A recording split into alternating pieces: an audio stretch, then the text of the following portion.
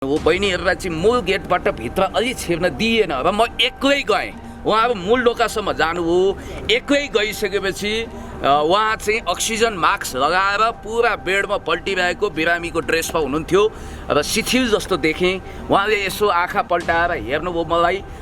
त्यो छोड्नुहोस्, एजेन्डाको विषयमा त हेर्नुहोस्, म तपाईसँग घन्टौँ डिबेट गर्छु। तपाईँ राजनीतिक व्यक्तित्व भएको कारणले गर्दा तपाईँले राजनीति सम्बन्धी रहेर सोधेको केही प्रश्नको उत्तर दिनु होइन। सुन्नुहोस्, म तपाईँलाई स्पष्ट एकैछिन है, नाजायज होइन होइन, नाजायज भएको भए हामी यहाँ किन आउँथ्यौँ? हामी पत्रकार मित्र जायज हो कि, तर हामीले उहाँको स्वास्थ्यलाई एकदमै होइन ध्यानमा राखेर उहाँ जस्तो मागमा उहाँले पनि मेरो गोरुको 12% गर्नु हुँदैन। अहिलेको लागि चाहिँ माग भन्दा पनि ज्यादा आवश्यकता। म नेपाल सरकार, सम्माननीय प्रधानमन्त्रीज्यू, स्वास्थ्य मन्त्रीज्यू र सम्बन्धित सरकारवाला निकायलाई के अपिल निवेदन गर्न चाहन्छु भने भन्दा छिटो वार्ता टोली बनाएर उहाँलाई उहाँको अनसन तोडाएर जुस खुवाएर बरु हामी आउँछौँ। कति बाल्टी जुस लिएर आउनुपर्छ, के गर्नुपर्छ, हामी तयार छौँ। तर छिटोभन्दा छिटो आज वा भोलि नै सके मध्यराति नै उहाँको अनसन तोडाइयोस् र उहाँलाई उहाँको जीवन रक्षा गर्नुपर्छ भन्नको निम्ति म आएको। तपाईँ आज स्वतन्त्र हिसाबले आउनुभएको हो कि पार्टीगत हिसाबले चाहिँ आउनुभएको हो? म परतन्त्र कहिल्यै छैन भाइ।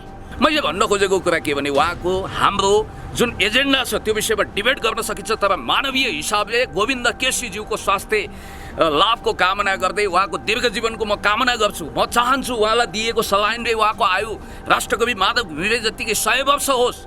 उहाँ 12 अवस्था मध्यनजर गरेर अब बुढेउली उमेर पनि भयो, अलिकति वृद्ध अवस्थामा हुनुहुन्छ। त्यसकारण कृपया तपाईले अनसन तोडिदिनुहोस्। जिउरा घिउ खान्छ। संसारमा धेरै उथलपुथल तपाईले हेर्न बाँकी छ, धेरै काम गर्नु छ र राजनीतिक कुरा नगरिकन अब हाम्रा दुईटी बहिनीहरूले केही मानवीय कुरा गर्नुहुन्छ। खान खोज्नेहरू निराश हुन्छन् कि आशावादी हुन्छन् भन्ने तुइनी सुइनी कुरामा मलाई त्यस्तो खालको कुरो होइन। म एकदम सभ्य भाषा, श्लील भाषामा भन्न चाहन्छु, म एकदम मानवीय मान्छे हुँ। गोविन्द केसीज्यू पहिलाले जिम्मेवार भएर जुम्लाबाट कर्णालीबाट उहाँलाई यहाँ राम्रो व्यवस्थासहित उपचार गरिएको छ र सरकार जिम्मेवार छ उहाँको। पुण्य सर, स्वागत छ। धेरै धेरै धन्यवाद पत्रकार मित्रहरू, नमस्कार। सबैभन्दा पहिला चाहिँ तपाईँको यो महान कामको लागि तपाईँलाई एकदम हृदयदेखि नै हामी आभार व्यक्त गर्छौँ होइन? हजुर। किनकि तपाईँले माइती घरमा हरेक दिन बसिरहँदा चाहिँ हामीले डाक्टर केसी भन्दा पनि सुरेन्द्र केसी भन्ने जस्ता अभिव्यक्तिहरू तपाईँले दिइरहनु भएको थियो। आज चाहिँ तपाईँ अचानक टिचिङ हस्पिटलमा डाक्टर केसीलाई भेट्न आउनुभयो, कारण के भनिदिनुहोस्? मैले डाक्टर सुरेन्द्र केसी भन्दा सुरेन्द्र केसीज्यूको पनि इज्जत राखेर मान प्रतिष्ठासहित बोलेको थिएँ। यसलाई अन्यथा लिनु हुँदैन। र आज म ठिक अहिले 7 बजे यतिखेर म टिचिङ हस्पिटलको प्राङ्गणमा छु। मेरो साथमा बहिनी रमिला कार्की हुनुहुन्छ, अर्को सरस्वती काफ्ले हुनुहुन्थ्यो, कता जानुभयो। र हामी यहाँ तमाम साथीभाइहरू, अहिले मिडियाकर्मी साथीभाइहरू यहाँ यतिखेर तपाईँहरूलाई साक्षी राखेर केही कुरो निवेदन गर्न चाहन्छौँ। ठ्याक्कै अहिलेभन्दा 10 मिनट अगाडि म माथि पुगेको थिएँ। म डाक्टर गोविन्द केसीज्यूलाई भेट्नको निम्ति उहाँको स्वास्थ्य अवस्था बुझेर उहाँको स्वास्थ्य लाभको कामना गर्न, उहाँको अनसन at any cost, at any rate तोडाउनै पर्छ भनेर उहाँको स्वास्थ्य अवस्था के पाउनु भयो? म अलिकति संक्षिप्तमा बताउँछु। त्यसको लागि यहाँ प्रार्थना गर्न आएको र एक हदसम्म अप्ठ्यारो भयो माथि जान। आज लगभग माथि जान एक हिसाबको प्रतिबन्ध लागेको रहेछ। कसैले पनि त्यहाँ छिर्न पाउनु भएको रहन्छ। केही सञ्चारकर्मी साथीहरूको सहयोग पनि भयो, अस्पताल प्रशासनले पनि हेल्प गर्यो। अन्ततः मैले डाक्टर गोविन्द केसीज्यू बेडमा उपचार गराइरहेको वा बेडमा उहाँ पल्टिरहेको अवस्थामा ठ्याक्कै देखेर आएँ। उहाँले यसो हेर्नु। हिजोका दिनमा माइती घरमा बस्दा त तपाईँ डाक्टर गोविन्द केसीको मागका बुदाहरूमै म सहमत छैन भन्दै गजरिरहनु भएको थियो। आज चाहिँ एकाएक कसरी तपाईँमा परिवर्तन आयो? होइन, बुदाहरूमा असहमत हुन सक्छ, अहिले पनि त्यो कुरा इन्ट्याक्ट हुन सक्छ। तपाईँ असहमत हुनुहुन्छ उहाँको मागहरूको बुदा? म श्रृङ्खलाबद्ध रूपमा तपाईँलाई कुरा राख्दैछु। यतिखेर हामी मानवीय संवेदनाको आधारमा कुरा गरौँ है। मैले भन्न खोजेको कुरा के भने म माथि गएँ र बहिनीहरू पनि जानुभयो। बहिनीहरूलाई चाहिँ मूल गेटबाट भित्र अलि छिर्न दिएन र म एक्लै गएँ। उहाँ अब मूल ढोकासम्म जानुभयो। एक्लै गइसकेपछि उहाँ चाहिँ अक्सिजन मास्क लगाएर पुरा बेडमा पल्टिरहेको बिरामीको ड्रेसमा हुनुहुन्थ्यो र शिथिल जस्तो देखेँ। उहाँले यसो आँखा पल्टाएर हेर्नुभयो मलाई र मैले पनि टाढैबाट नमस्कार, म पुण्य गौतम भनी सायद उहाँले सुन्नुभयो होला। त्यसपछि त्यति मात्रै हो, फोटो खिच्न दिएन, भिडियो लिन दिने कुरै भएन। आज कसैलाई पनि पर्मिसन छैन भन्नुभएको थियो। बहिनी यता आउनु होला। र त्यसपछि हामी फर्किएर आएका छौँ र म यति भन्न चाहन्छु कि निश्चित रूपमा हाम्रा केही असहमतिहरू हुन सक्छन्, विचारको विविधता हुनसक्छ, तर पनि डाक्टर गोविन्द केसीले अहिले जसरी बेडमा पल्टिरहनु भएको छ उहाँको स्वास्थ्य लाभको कामना गर्न कृपया तपाईँको जीवन हामीलाई प्यारो छ, तपाईँ बाँच्नुपर्छ, बाँचेर केही गर्नुपर्छ, जिउमा घिउ खाइन्छ, यसरी अकालमा जानु हुँदैन। टर्कीमा पनि अनसन गर्दा गर्दै कसैको असामयिक अवसान भयो। भारतमा इरोज शर्मिलाले वर्षौँसम्म अनसन गर्दा उहाँको शरीर शिथिल भयो। भनेपछि तपाईँको अनुरोध चाहिँ अब अनसन टुङ्गाउनुहोस् भन्ने भयो डाक्टर एकदम टुङ्ग्याउनै पर्छ। उहाँको माग पुरा गर्नतिर नजाने, अनसन टुङ्गाउनतिर चाहिँ जाने। अब यस्तो मागको विषयमा छलफल हुन सक्छ। कहिले हुन्छ सर? अहिले कति पटक भइरहेको गर्नुपर्छ हो। उहाँले राखेका कतिपय मागमा उहाँले पनि मेरो गोरुको 12% गर्नु हुँदैन। अहिलेको लागि चाहिँ माग भन्दा पनि ज्यादा आवश्यकता म नेपाल सरकार, सम्माननीय प्रधानमन्त्रीज्यू, स्वास्थ्य मन्त्रीज्यू र सम्बन्धित सरकारवाला निकायलाई के अपिल निवेदन गर्न चाहन्छु भने भन्दा छिटो वार्ता टोली बनाएर उहाँको अनसन तोडाएर जुस खुवाएर बरु हामी आउँछौँ, कति बाल्टी जुस लिएर आउनुपर्छ, के गर्नुपर्छ हामी तयार छौँ। तर छिटोभन्दा छिटो आज वा भोलि नै सके मध्यराति नै उहाँको अनसन तोडाइयोस् र उहाँको जीवन रक्षा गर्नुपर्छ भन्नको निम्ति म आएको। तपाईँ आज स्वतन्त्र हिसाबले आउनुभएको हो कि पार्टीगत हिसाबले चाहिँ आउनुभएको हो? म परतन्त्र कहिल्यै छैन भाइ, म कहिल्यै परजीवी छैन, प्यारासाइट छैन, परतन्त्र छैन। मैले स्वतन्त्र हैसियतका साथ एउटा सच्चा नेपालीको हैसियतले मनसा वाचा कर्मणा म एउटा देशभक्त नेपाली हुँ। त्यस कारणले गर्दाखेरि डाक्टर गोविन्द केसीज्यूको जीवन रक्षा हुनुपर्छ भनेर मैले जहिले पनि भनेको छु। मानवीय संवेदनाको आधारमा हामीले फरक विचारका मान्छे, फरक दृष्टिकोणका मान्छेलाई पनि स्वास्थ्य लाभको कामना गर्छौँ। यो हाम्रो दायित्व हो, यो हाम्रो राजनीतिक संस्कार पनि हो। भलै हिजो उहाँले गगन थापाको निम्ति भोट माग्नु होला, उहाँको पोलिटिकल ब्याकग्राउन्ड आफ्नो होला, स्वतन्त्र छवि पनि होला, उहाँ नेकपाको बारेमा उहाँको असहमति होला, उहाँले एमसिसीको विरुद्ध कहिले पनि मुख खोल्नु भएन होला, मिलेनियम च्यालेन्ज कर्पोरेसनको विषयमा, अथवा उहाँले यो देशको सीमा लुटिँदा बोल्नु भएन होला। त्यो उहाँको समर्थन गरिरहनु भएको छ कि डाक्टर गोविन्द केसीलाई विरोध गरिरहनु भएको छ भने कि होइन? सुन्नु, तपाईँलाई बुझ्न सरल छ। एजेन्डागत रूपमा जस्तो काठमाडौँ उपत्यकामा थप मेडिकल कलेज खोल्नु हुँदैन भन्ने उहाँको जो माग छ, त्यसले गर्दा प्रतिस्पर्धात्मक बजारमा सिन्डिकेट लगाउँछ र प्रतिस्पर्धा जति भयो त्यति स्वास्थ्य र शिक्षा सुलभ हुन्छ। या त पूर्णतया समाजवादीकरण, सरकारीकरण गर्नुपर्छ, प्राइभेटाइजेसन समाप्त पार्नुपर्छ भन्ने हाम्रो दृष्टिकोण हो। होइन भने कम्पिटेटिभ मार्केटमा सिन्डिकेट लगाउनु हुँदैन भन्ने हाम्रो बुझाइ हो। खोल्नु हुँदैन भन्नुभएको त नेपालमै खोल्नु हुँदैन त भन्नुभएको छैन? अरू दूर दराजका गाउँहरूमा पनि खोलियोस् भन्ने उहाँको माग होइन सर? पत्रकार बन्धु, कहिलेकाहीँ के हुन्छ भने विशाल राजगोमन वा करेन्टले तपाईँलाई स्वाट्टै नटोकोस् है, फेरि तपाईँलाई मैले श्राप दिए होइन। तपाईँ भन्नाको मतलब प्रतीकात्मक रूपमा भने कसैलाई टोक्यो, 2 पाइलो उता हस्पिटल छ भने मान्छे बस्दो रहेछ, एन्टी स्नेक भ्यानम दिएर, होइन भने 4 पाइलो उता हो भने मान्छे ठहरै जान्छ। त्यस्तो बेलामा जति धेरै मेडिकल कलेज भयो, जति धेरै अस्पताल भयो, मान्छे बाँच्ने प्रोबेबिलिटी त्यति हाई हुन्छ अनि औषधिको दर पनि, उपचारको रेट पनि सस्तो हुन्छ। त्यस कारणले गर्दाखेरि कम्पिटेटिभ मार्केटमा जाँदाखेरि यी कुराहरूलाई, ग्लोबलाइजेसनको प्रक्रियालाई हामीले रोक्न सक्दैनौँ। त्यसैले म भन्दैछु, म इकोनोमिक्स हो भने स्टुडेन्ट हुँ। मैले भन्न खोजेको कुरा के भने हाम्रो जुन एजेन्डा छ त्यो विषयमा डिबेट गर्न सकिन्छ, तर मानवीय हिसाबले गोविन्द केसीज्यूको स्वास्थ्य लाभको कामना गर्दै उहाँको दीर्घ जीवनको म कामना गर्छु। म चाहन्छु उहाँलाई दिएको सलाइनले उहाँको आयु राष्ट्रकवि माधव घिमिरे जतिकै 100 वर्ष होस्, उहाँ बाँच्नुहोस्, धेरै गर्नुहोस्, उहाँलाई पोसियो सलाइन दिइयोस्, म यो चाहन्छु। तर उहाँको स्वास्थ्य अवस्था अलिकति खस्किएको भन्ने पनि आयो र मैले पनि आफूले हेरेँ। त्यसकारण मानवीय हिसाबले हामी डिबेट गर्दै गरौँला। अहिले पोलिटिकल कुरा गर्ने बेला पनि होइन, राजनीतिकरण गर्ने कुरा पनि होइन। सबभन्दा भइरहेको छ डाक्टर केसी माग राखिरहनु भएको छ, अनसन बसिरहनु भएको छ, राजनीतिकरण भइरहेको छ। तपाईँलाई एउटा कुरा म भन्न चाहन्छु, पेरुमा जब अभिमाल गुन्जालो जेलमा हुनुहुन्थ्यो त्यतिखेर हेभिएज पेरेज द कोयार भन्ने संयुक्त राष्ट्रसङ्घको पूर्व महासचिवको स्ट्याटसमा रहनुभएका एकजना महानुभावले अल्बर्टो फुजिमोरीलाई चिठी लेखेर के भन्नुभयो भने म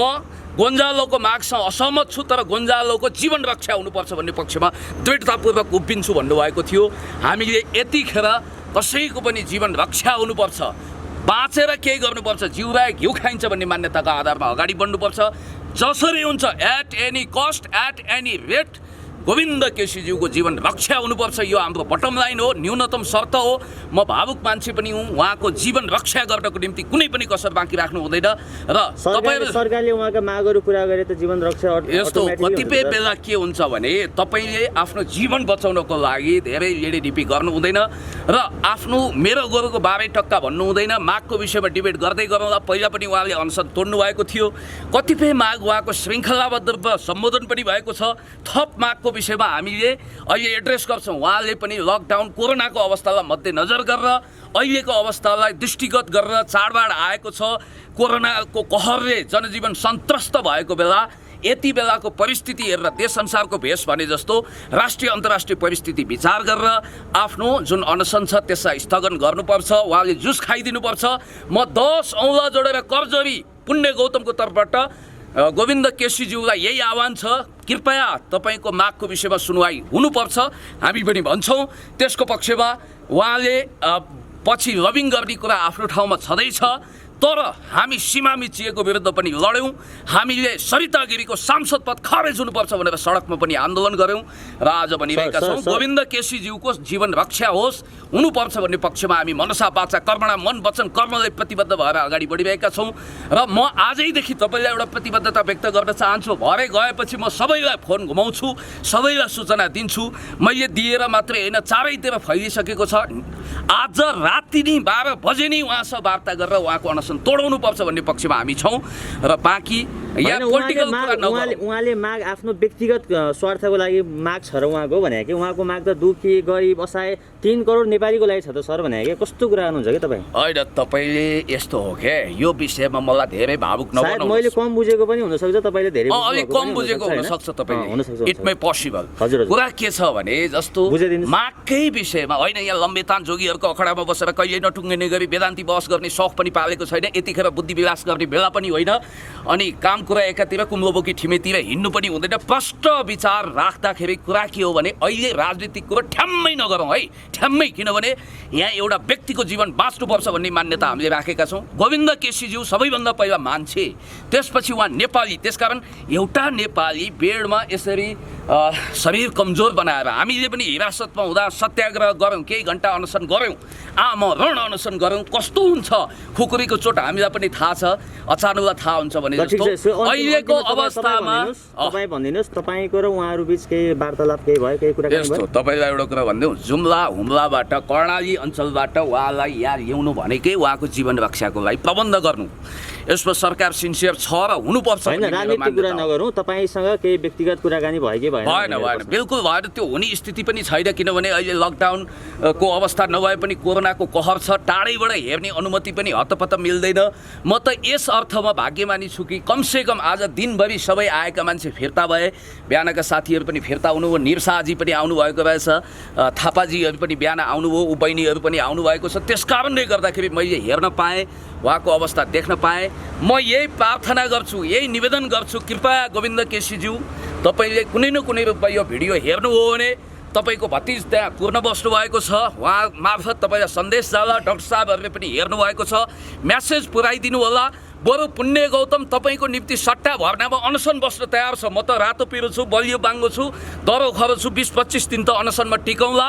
तपाईँको स्वास्थ्यलाई मध्यनजर गरेर, तपाईँको शरीरको अवस्था मध्यनजर गरेर, अब बुढ्यौली उमेर पनि भयो, अलिकति वृद्ध अवस्थामा हुनुहुन्छ, त्यसकारण कृपया तपाईँले अनसन तोडिदिनुहोस्। जिउ रहे घिउ खान्छ। संसारमा धेरै उथलपुथल तपाईँले हेर्न बाँकी छ, धेरै काम गर्नु छ र राजनीतिक कुरा नगरिकन अब हाम्रा दुईटी बहिनीहरूले केही मानवीय कुरा गर्नुहुन्छ। माग सम्बोधन नगर्ने अनसन तोड्नुहोस् भन्नुहुन्छ। अब यसको मतलब उहाँलाई सिद्धिनुहोस् त भन्नु भएन नि मित्र।